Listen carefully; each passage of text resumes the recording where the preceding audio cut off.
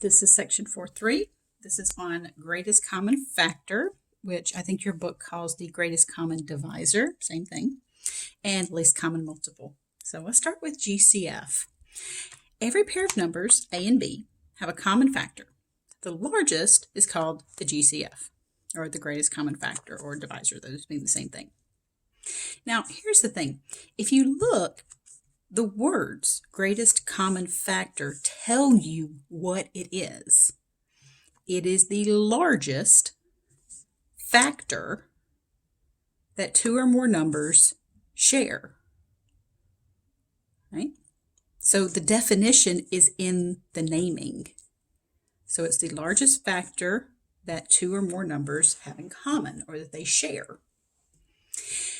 If their greatest common factor is 1, because there's always a greatest common factor, always. They always have a common factor, even if it's just 1. If it happens to be 1, we say that they are relatively prime. Now, that doesn't mean that they have to be prime. It just means that relative to each other, they only have 1 in common. So, and just to show you an example of that, 4 and 9, the only factor they have in common is 1, but neither of them are prime. Now, it turns out that if A and B are both prime, then yes, their GCF is 1, but they don't have to be prime in order to be relatively prime. All right, let's look at 3 ways to find the greatest common factor. That's going to be the intersection of sets, which I sometimes refer to as just brute force. Just means we're just going to list out all the factors and just see where the day takes us. The prime factorization is a good one for using or for finding the GCF of larger numbers. And then we're going to look at Cuisinart rods. Now, if you haven't heard of these, Cuisinart is a brand name of rods. You can find a lot of them online. You can find some in teacher stores and stuff. They're so Cuisinart is the brand. You might find them called colored rods. So, or I'm trying to think if I've heard them called anything else before.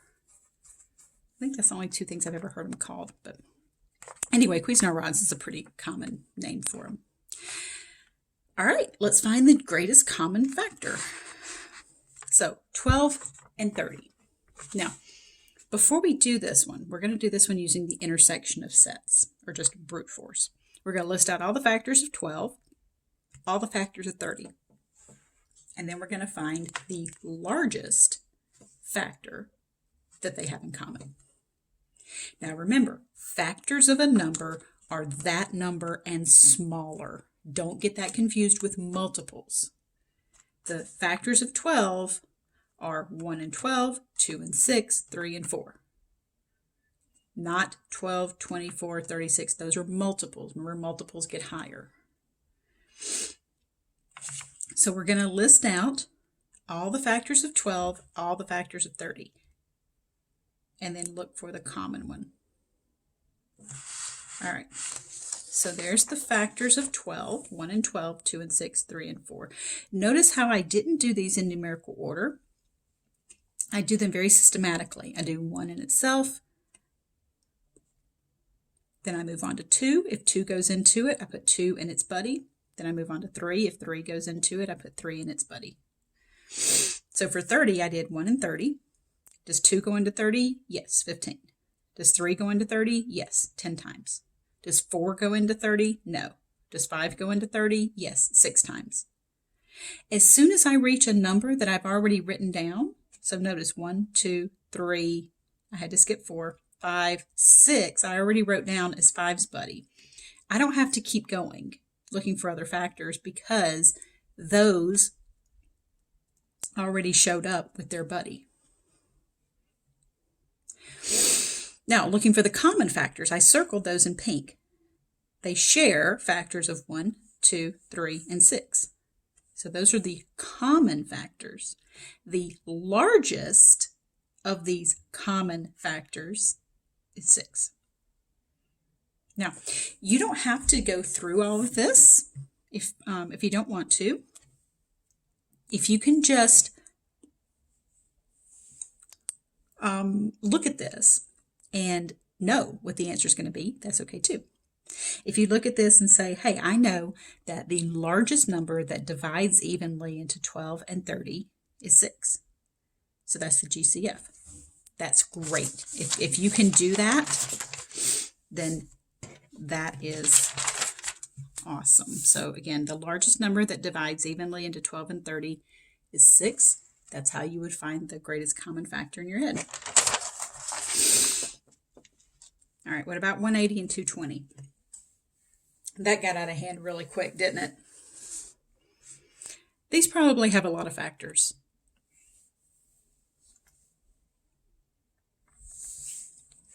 So we're not going to use the intersection of sets for this one. Okay? I doubt you want to list out all the factors for this one. Instead, I'm going to show you the prime factorization technique for this one. So first of all, we got to find the prime factorization for both numbers. So I'm sure you remember that. You had to use these prime factorization trees. And then I wrote out the prime factorization for both numbers. So take a second, maybe pause the video, make sure you can follow how I did the prime factorization and where I got this from. Okay, once you get the prime factorizations of both, you have to look for what's shared. All right, they have a 2 in common, so I wrote 2. They have another 2 in common, so I wrote 2. And they have a 5 in common, so I wrote a 5. So if you multiply the common numbers they share in their prime factorization, you get the GCF. Now be careful. A lot of students will mistakenly multiply 2 times 2 times 2 times 2 times 5 times 5. No, the only reason I circled 2 of those was to show that it was common to both of these. So that's why I wrote it down. They share a 2. Okay. They have another 2 in common, and they have a 5 in common. So I'm just circling 2 of them to show you that it's shared, that it's common. Okay. So pause the video and see if you can do the GCF, see if you can find the GCF of these two using the prime factorization. All right, let's find the prime factorization for both numbers. Now, if you look, 550, its prime factorization is 2 times 5 times 5 times 11. 189 is 3 times 3 times 3 times 7. They don't have any prime factors shared, right? That doesn't have any 3s or 7s. That doesn't have 2, 5, or 11. So what do we do? The GCF then would be 1.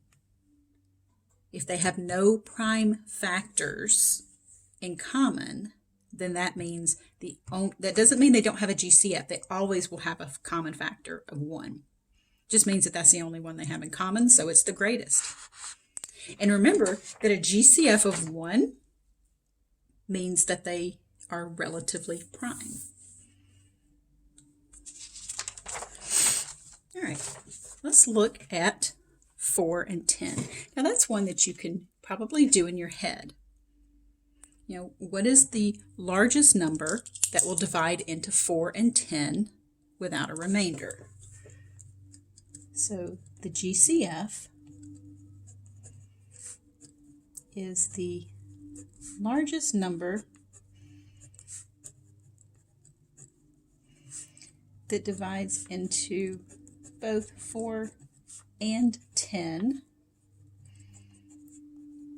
with no remainder. So let me show you how we're going to use Cuisinart rods for this. So I've got a website here. So if you can see this. The website's mathplayground.com. It's a pretty cool little website. And these are the Cuisinart rods that they have here. So I've got this grid. And down here I've got this little slider to where it'll show me the different size blocks. Those different size rods all the way from 1 up to 10.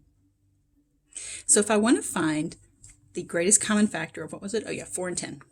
Okay, so let me get a 10 and just drop it right there. Let me get a 4. Oops, grab it. I'm going to drop it right there. The factors are what make up 4 and 10. Now, I'll just kind of separate this a little bit. We know that everything has a factor of 1. That's because I can use 1 to build exactly 4. Come on. There we go. Oops. And I can use 1 to build 10. Takes a little bit. Now the question is there a bigger number that I can use to build 4 and 10? Can I use 2? Yeah, I can actually, right?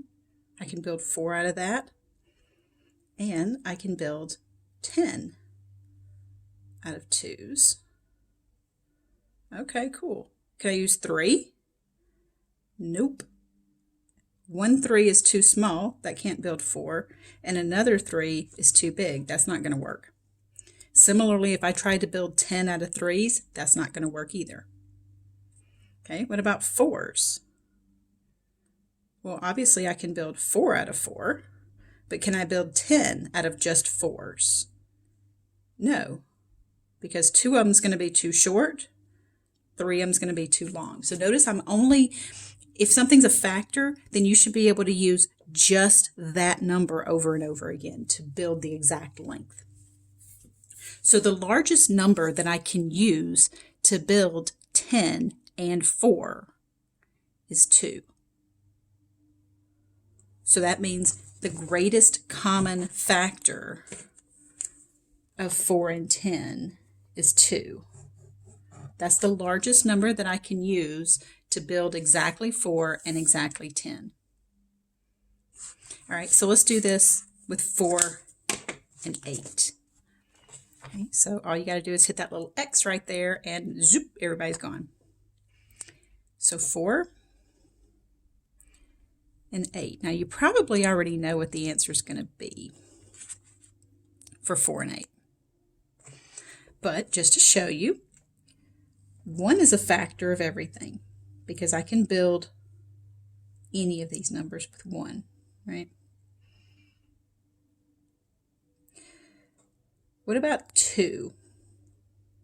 Is 2 going to be a factor? Can I use a bunch of 2 rods to build 4 and 8?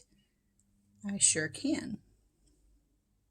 I can build both 4 and 8. Oops. So far, I've got that 1 and 2 are both factors.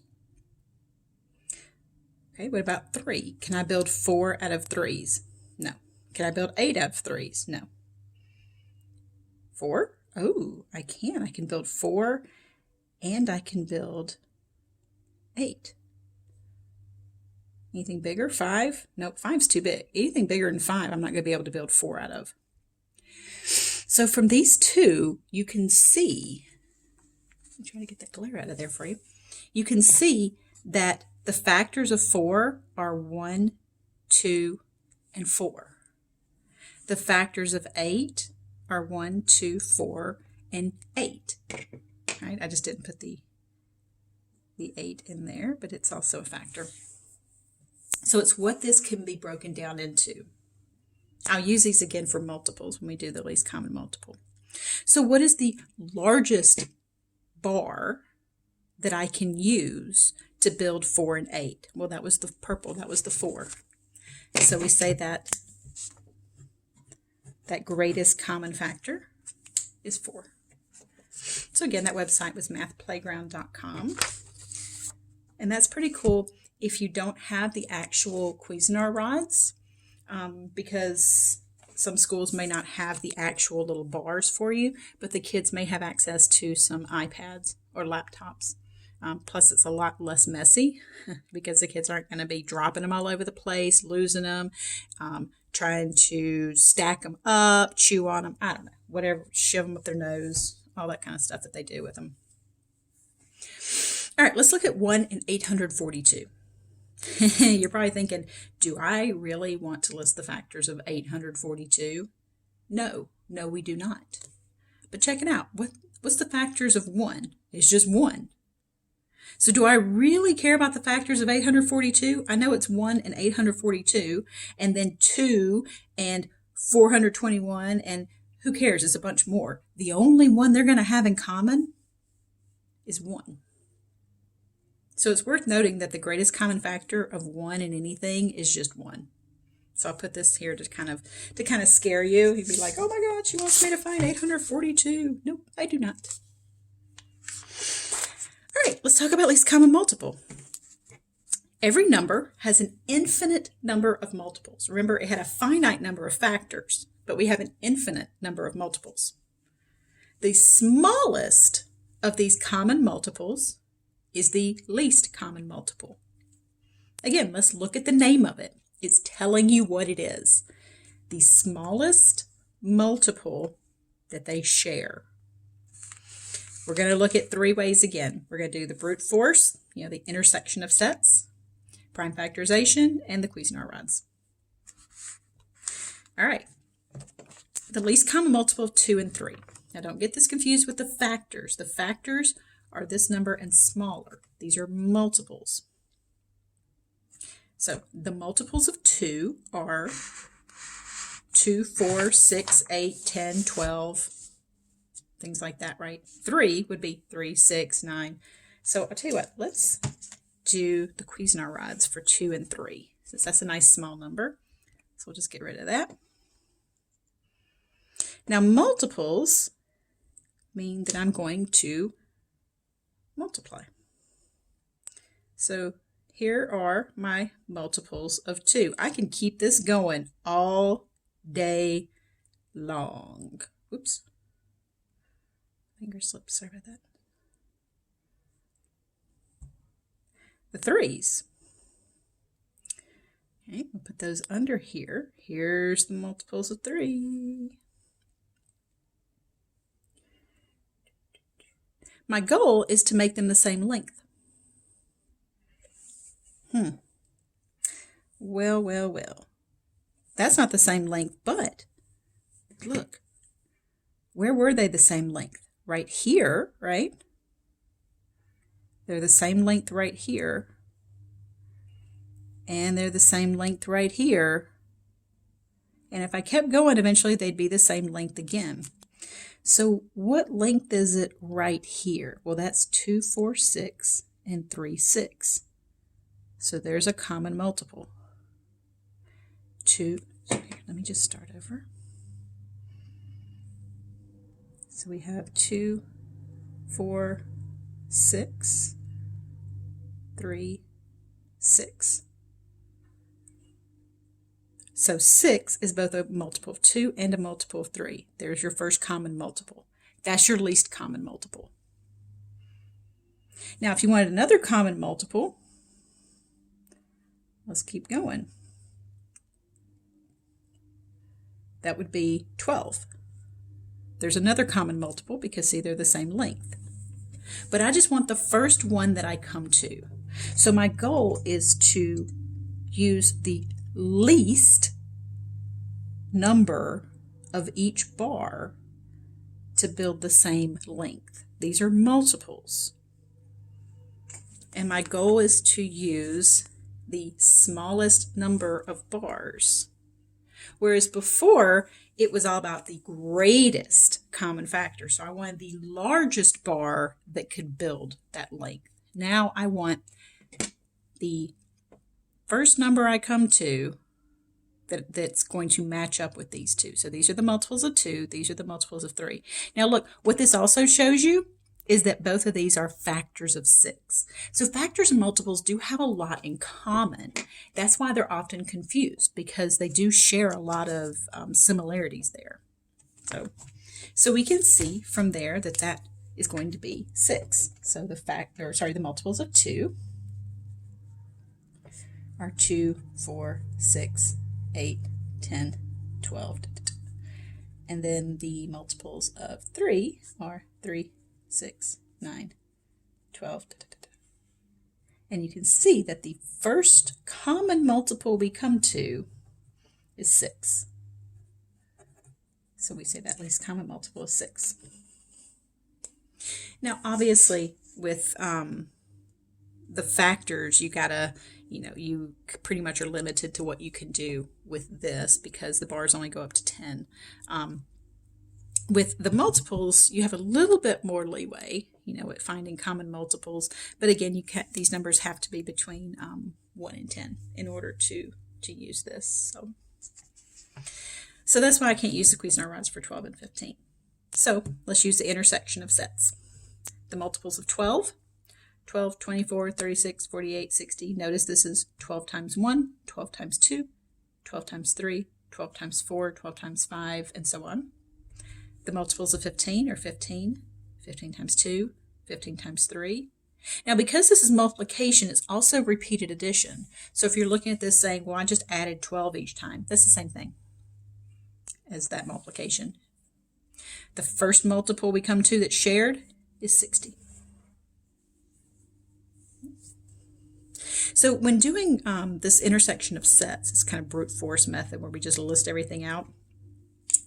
For like 12 and 15, I tend to start with 12 because I feel like I know the 15s better because they always end in 5 and 0. So I feel like that I'll do the 12s first and I'll stop when I get to one that ends in 0 or 5 and then start doing the 15s.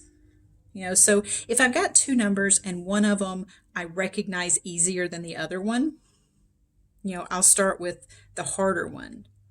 And then as I'm going through those multiples, you might be like, ooh, 60, I recognize that as a multiple of 15. Or maybe you recognize your 12s. Maybe you know your multiples of 12s better. So you start with 15, and then you're like, ooh, I recognize that as a multiple of 12. Okay, what is the least common multiple of 1 and 842? Remember, we did this with the common factor. The only factor of 1 is 1. But now we got the multiples. The multiples of 1 are 1 times 1, 1 times 2, 1 times 3, 1 times 4, all the way up, right? The multiples of 842 start at 842, because it's that times 1, and then that times 2, that times 3. Look, I didn't even bother with it, because the smallest one's going to be 842. All right, let's use the prime factorization for this one, because 28 and 48 we'd be here for a while if we started trying to list out the multiples of both of these and looking for what they have in common. So let me show you the prime factorization technique. As you probably guessed, we're going to start off by finding the prime factorization of both numbers. Now, once you find the prime factorization for the least common multiple, I need you to write it in exponent form. Okay, so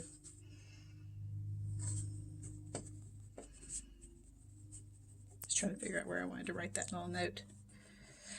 For the greatest common factor, we actually wanted it expanded out. I didn't want it in exponent form. But for least common multiple, I need it in exponent form. We're going to use each prime factor, no matter if it's common or not. And if you have a choice, pick the higher power. So like this one, we're going to use 2, but we have a 2 squared and we have a 2 to the 4th. So I'm going to use the 2 to the 4th. So I'm going to build the least common multiple from this. So I'm going to use the prime factor of 2. Well, I've got a 2 squared and a 2 to the 4th. Which one do I use? I'm going to pick the higher power, because this one is a multiple of this one. So this 2 to the 4th includes this 2 squared in the multiple business. Then we have 3 and we have 7. Now, with the least common multiples, remember, we can form multiples by multiplying these numbers by 1, 2, 3, 4, 5. So about this one, it's about building that least common multiple, not about the greatest common factor where we had to look for shared things. They don't have to be shared here. So when given the choice between exponents with the same base, pick the higher power and then just pick everything else. If I'd had a 3 and a 3 squared, I would have picked the 3 squared. Okay, let's do one more using the prime factorization, and this one's going to have 3 numbers to it. So pause the video, find the prime factorization of each one of these 3, and then let's use that technique to find that least common multiple.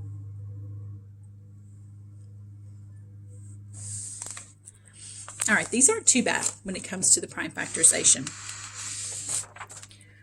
So I have 15 is 3 and 5, 36, right, in exponent form.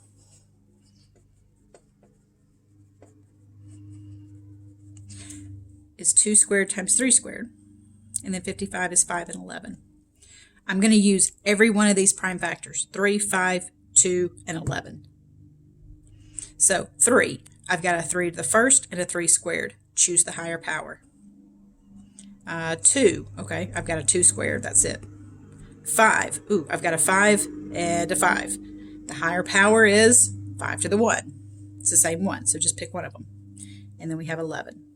Multiplying all that out, we get 1980. That's a pretty big honking number, right? So that means if you tried to do the intersection of sets, if you just tried to brute force this and just start listing out multiples of 15, multiples of 36, multiples of 55, you'd be there for a while. So this technique is good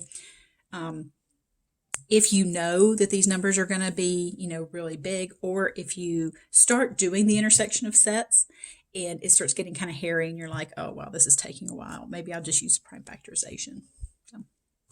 Okay, this concludes section 4.3.